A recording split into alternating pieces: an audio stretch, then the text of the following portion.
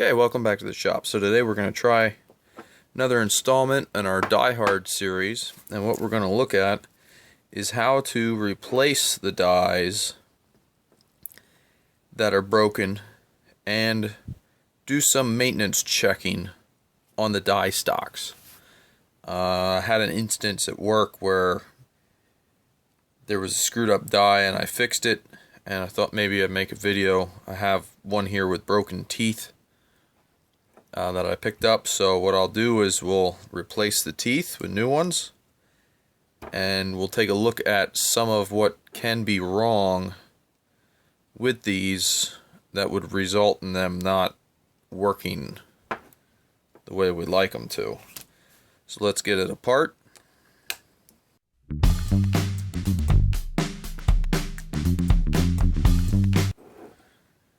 Okay, so we got this apart. First thing we'll look at is we'll make sure that there's no chips jammed in this thing anywhere. Now, these things are always filled with a lot of chips, but that's because they make chips. So when we go to put it back together, we want to make sure like none of this stuff is in here, just because normally when you take it apart you disturb the chips. So it needs to go together and sit square. So if you have chips in here, it doesn't go back together too well, and maybe the dies will sit not true, or I should say not square, and you'll have issues starting. So this piece is pretty well cleaned up. That's not too bad. If we look at it, we can see here somebody's had to go with it with a pipe wrench. Never a good sign. Probably why these dies are broken. Now, if we look at this a little bit closer, we'll see that there's a number here on the die stock and a corresponding number here on the die. Each one of these is numbered on a Ridgid, and they each correspond with that die. So the dies are timed. We'll take them out here. We'll look at how they're timed on the new dies, because we can see these guys are broken, and that's just not really really good for getting good results in threading. So what we'll do is we'll take all these broken ones out. Number 4 is the only one that doesn't have a chip out of it. And same as before, everything else we did, we're going to wipe everything down here just to make sure we don't have any metal chips in, just to be sure everything's reasonably clean. We don't want to have anything in there that's going to keep the dies from sitting in this die stock properly. Okay, so there we go. So now we got some new dies. Might be a little rusty, but we'll get them open here. They've been sitting new old stock. We got a good price on them, so always welcome. So here we go. Now, if we take a look at these, they do have a little surface rust, but they're brand new. And if I stack these up, their respective numbers, what we can see is these die teeth are all basically lined up and going straight across here, for the most part, showing their indexing. If I was to take, say, 2 out and put it next to 4, you'll notice that the teeth, I don't know if we can see that well or not, but the teeth, this tooth is actually right in between 2 here. So they're just staggered a little bit from each other, and they basically are just incrementally moved up, and they do a different amount of cutting on each one. So these are, it is very specific where these go, so that does matter when you reassemble these. I'm going to clean the surface rust up off of these a little bit, and we'll be back. Okay, we're back. So, what we want to do is after these are all clean, I like to put a little dab of oil on them. And what we want to see is that these sit and slide in here very well. Just like that. So we know we have them timed properly. 1, 4, 2, and 3.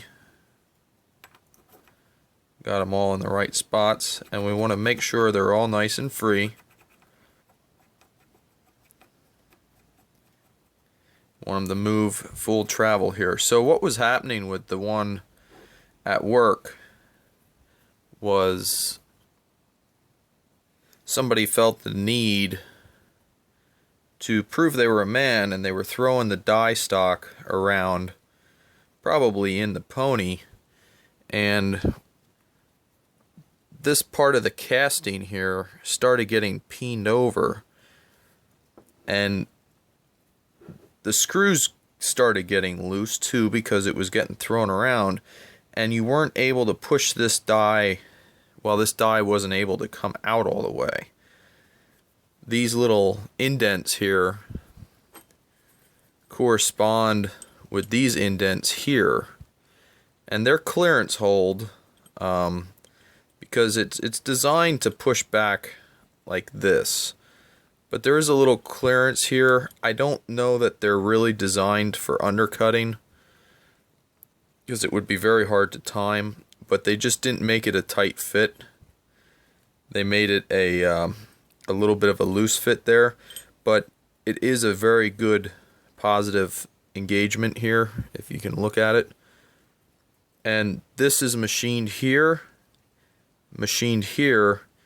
and this is still part of the casting. So really it has to sit like this, because if you try and move it up here like this, it's not sitting flush on this plate, if that makes sense. So that there really is only one location that this is going to sit at. But anyway, this guy was kind of a bozo, and he was beating on the thing and created this burr. So the way to fix that is to take a file and very lightly square up with the die stock very good, and just very lightly file back and forth and knock any burr that could be on here off until your die actually slides back and forth nice and freely in the die stock. Just like that. And you just want to check them all. And this one is in good shape here, so they all are fitting. So now that we have all of these fitting properly, and we have them timed properly, we can put this back on. And when we look here, it might be hard to see on camera, but this die is standing just a little proud. You can definitely feel it. Is standing a little proud of this machine surface of the casting.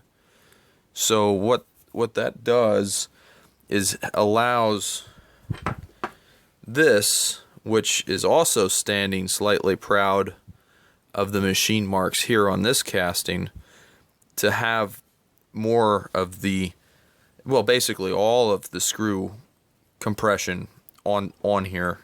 So when you tighten the screw up, you're tightening on that die. So let's get this together. Let's see there, that's lined up. Getting these lined up can be a little fun sometimes.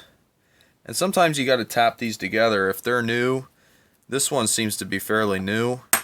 And we're just going to have to tap her in here, because it's just a good tight fit. So let's get this together.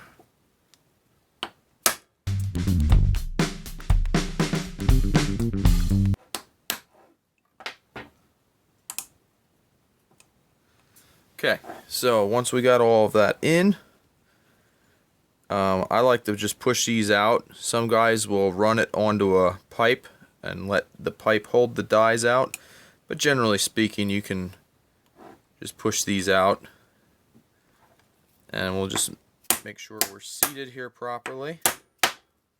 There we go. And we'll make sure everything's out, and we'll put our screws back in.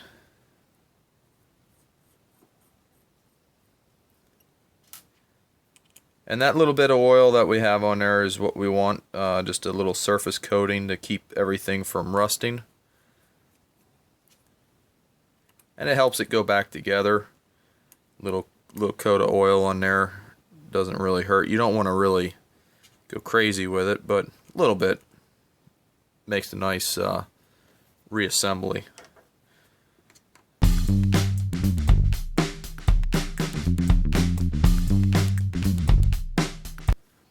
Okay, so I just went with round head Allen caps. That's just what I like to use on my die stocks, because when you're trying to hold it on, there's nothing there to catch you. You can let that spin around on your palm. You don't have to worry about cutting yourself or anything like that. So there we go. We got that put back together. So let's take a look a little closer at these dies that are broken. And we can see a few things on here. These are made of high-speed steel, and high speed is harder than the pipe that we'd be cutting. But because it's harder, it makes it brittle. So if it got stuck, which is what my guess is what happened here, it's what normally happens.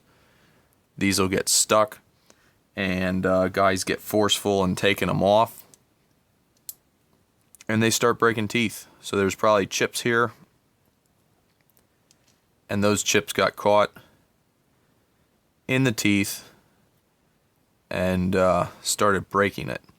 So if we look at the number 4 here that is not all broken, you can see basically how this is designed. I think you could probably try and sharpen these if you wanted, because you have a flat surface here. You'd be hand sharpening, but I think you could try to do it. Maybe I'll do that sometime. We'll see if we can get one of these sharpened if it's feeling a little. This is actually pretty sharp, but I do have some other Toledos here that could probably stand to be sharpened, so maybe we'll try and sharpen some dies sometime. But looking at how this is made, the particular Ridgid, you can see there's this angle here in this. I believe what they did that for is a chip breaker. There, maybe we could see it a little bit better. So when the chips come in here, it'll curl it up, and that curl is tight enough that it doesn't keep curling and curling. It's tight enough that for this the metal that's here, it'll actually break it, and it'll make, you know, more manageable chips. It won't just keep making a spiral. So I believe that's what they're doing there with that design. If anybody else knows differently, let us know. Be interesting to just talk about stuff like that. So there we go. A little look at fixing up a die stock and replacing the dies in it. This should be good to go for quite some time for us here in the home shop. But we have some projects coming up here that we're going to need some 1-inch pipe for. So I wanted to get this going. So there we go. Another project done. Thanks for watching. Catch you later.